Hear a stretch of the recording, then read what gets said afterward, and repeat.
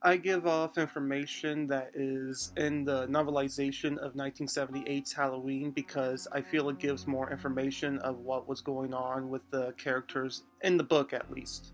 Judith Myers was born to Donald and Edith Myers on November 10th, 1947. Around 1961, Judith noticed that Michael was very rude towards her as he would often barge into her room and also take her diary and draw horrible faces on most of the pages. She also noticed that whenever Michael would end up hurting himself, she would get blamed for it. However, the main thing that troubled her about her younger brother were the times when she would catch him staring at her. In 1963, Judith was dating a boy named Danny, and May of that year, Judith and Danny took a trip to nearby Russellville, but Judith's parents insisted that she should take young Michael along with them. Judith ditched Michael to be alone with Danny, leaving Michael on his own. Michael disrupted his sister and her boyfriend when he appeared before her covered in blood and holding a dead rabbit in his hands. Judith was deeply disturbed by this, but knew better than to tell her parents, or else she would have to explain why she had failed to keep an eye on her brother while this occurred. On the night of October 31st, 1963, Judith's parents went out, leaving Michael in his sister's care. Although she had planned to entertain her boyfriend, she let Michael go trick-or-treating as she prepared herself for Danny. As she was getting ready for her night, the doorbell rang and it was 8 trick-or-treaters. Judith teased them and asked them what would they do if she didn't give them any candy, which puzzled all of the children. The only one who spoke out was a boy in a clown costume who told Judith that they would kill her. Judith knew who the clown was as she helped finish her younger brother's costume. She told him that she was going to tell their parents what he said, but Michael replied with, "I'm not Michael Myers, I'm a clown." At that moment, Danny drove up and Judith gave the children the candy and let her boyfriend in. In a few minutes, Michael, still dressed as a clown, walked around his house and silently watched through the windows of his house. As Judith and her boyfriend kissed and soon went upstairs, Michael, seeing the light in Judith's room go out, sneaked in through the back door, got a large butcher knife from a drawer, and began going towards the stairs. After seeing Danny leave and promising to call her the next day, Michael continued upstairs and then puts on a clown mask. Judith noticed Michael as he was coming behind her. Michael then stabbed her multiple times in the chest. In pain, Judith screamed out loudly and fell to the floor. Michael walked out of her bedroom and down the stairs, exiting the house, and stood on the front lawn as his parents parked the car.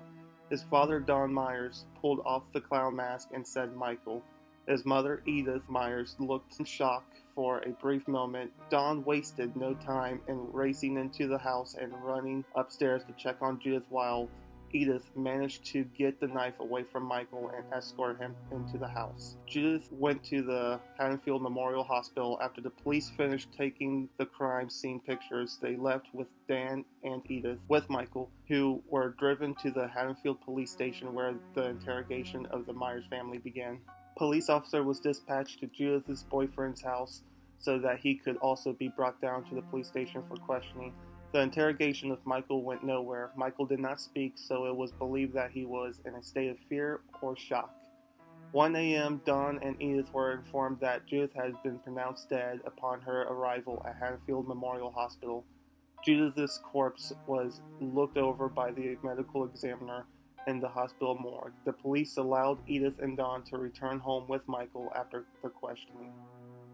However, the police were rough on Judith's boyfriend, who denied any involvement as well as any knowledge as to who had murdered her.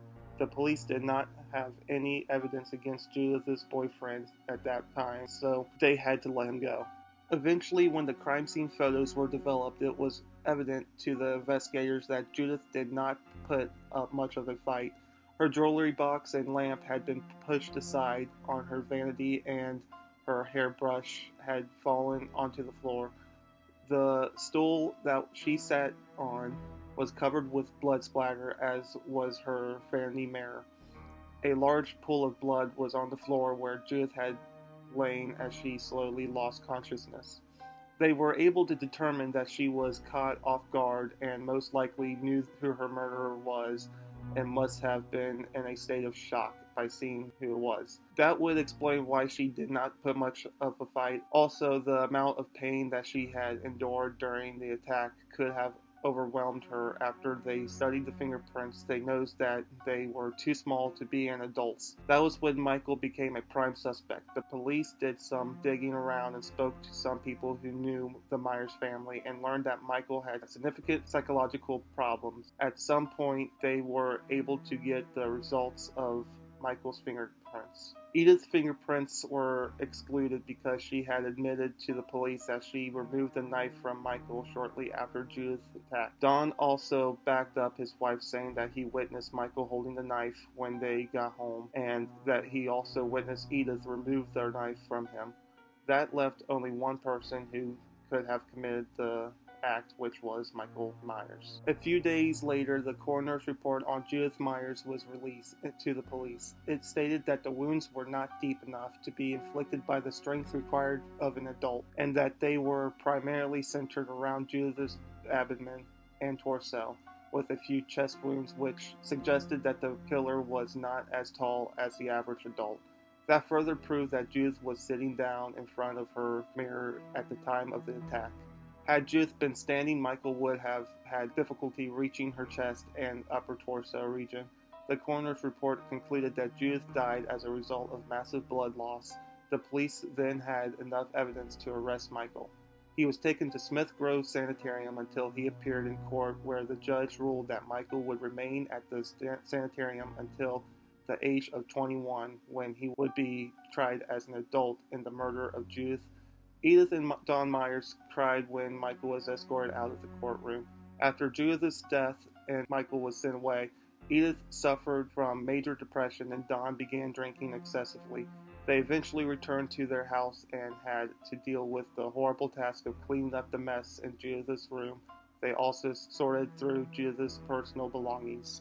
Only a few very sentimental items were kept, some of which were a few diaries that her parents stumbled upon. In time, they began to read her diaries and learned that she began keeping a diary when Michael's psychological problems were becoming apparent. In them, she detailed Michael's strange behavior towards her and her disappointment of not having a healthy sibling relationship with her brother. She wrote about her frustration and concerns for herself and for that of her family. She also thought that her parents were not taking her concerns seriously. Her parents also noticed the pictures of horrible faces that were drawn in her diaries, as well as some pages that were missing. They could tell that the pictures were drawn by Michael. Her last diary entry was dated October 31st, 1963, which was not complete as Judith had written. I'll continue later tonight after Dan has left. The information contained within Judith's diaries further added to the grief of Mrs. and Mr. Myers. Sometime in 1964, Dr. Samuel Loomis obtained Judith's diaries in the hopes that it might aid in Michael's psychological treatment and offer more insight into his background. Loomis agreed to hold on to Judith's diaries. Despite what Michael had done, his parents would visit him faithfully at Smith Grove Sanitarium. They still loved him and were desperate for a cure. They would not accept the fact that Michael was suffering from mental illness and remained in a state of deep denial. One day, on the way to Smith Grove Sanitarium, Don lost control of the car. He and Edith both died in a fatal car accident. The autopsy revealed that Don had been driving under the influence of alcohol. That's all there is on Judith Myers. Tell me what you guys thought in the comments down below, and I will see you all next time.